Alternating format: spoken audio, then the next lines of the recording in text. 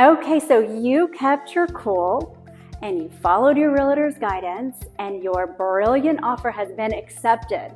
It's very exciting, but the journey is not over. We have just started.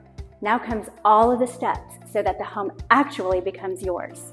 The first thing your agent will do, depending on the state you're in, is open up title and escrow. Because so much of this step is behind the scenes, it might seem pretty mysterious, but really it's actually very straightforward. Escrow is a safety net that protects both the buyer, the seller, and the agents during the transaction. In Tennessee, it's very customary for a buyer to have their title company and the seller to have their title company. They act like Switzerland. They are a neutral third party that makes sure that everything everyone has agreed to in the contract actually happens as it's supposed to. The escrow officers start by checking the home's title for issues. They make sure that the seller actually owns the home and can legally sell it to you. They hold your initial deposit, also known as the earnest money, in the trust account. And they make sure that there aren't any liens on the property. They make sure everyone is doing what they're supposed to do, like inspections and disclosures, according to the purchase agreement. And as you get closer to owning your new home, the escrow officer coordinates with your lender to prepare closing documents, making sure that all of the financial figures are accurate and all terms of the sale are reflected and correct for both the buyer and the seller. In essence, title and escrow is there to ensure that everyone holds up their end of the deal, that all agreements are honored, and the transition of property ownership is smooth, secure, and legal. It's a critical step in the home buying process, ensuring that when you get the keys, the home is rightfully and legally yours. While they're doing all of that, you're having your inspections done. Who pays for inspections is in the purchase contract. It's like sending the home to the Mayo Clinic for a head-to-toe physical.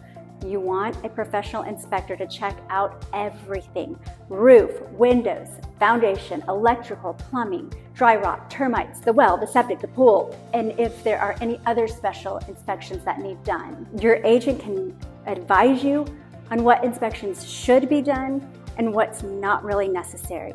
And a good agent will always recommend that a home and termite inspection be done by licensed inspectors. If they find something that might be a concern, they may advise you to have a specialist look further into it. As a local expert, your realtor should also be aware of other issues based on their past experience with other homes in the area. At this point in the transaction, the seller should have already provided to us all of the disclosures that they're required to fill out. Think of it like the seller telling you, here's what I know about the house, so you need to know about the house before you buy it. And it's all about honesty and transparency.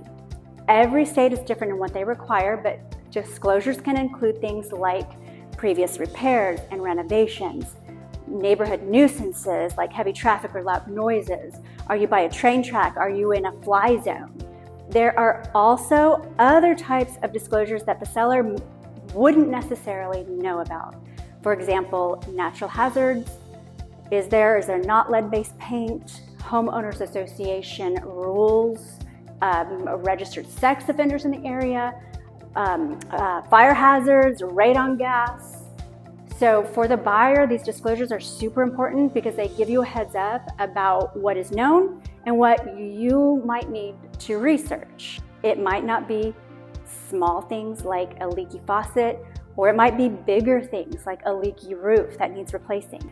So having these disclosures help you make an informed decision about buying the home and might even give you some negotiating power. And for sellers, being open and honest in these disclosures helps ensure that the sale goes smoothly with fewer problems or disputes later on. Also, during this time, a professional appraiser who is a neutral third party evaluates the value of the home you're about to purchase. It's not just about numbers. It's about confirming for the bank that the home is worth the loan they're giving you. The value of the home must be equal to or less than the loan plus your down payment.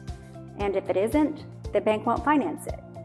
And if that happens, you may have options like offering more as a deposit.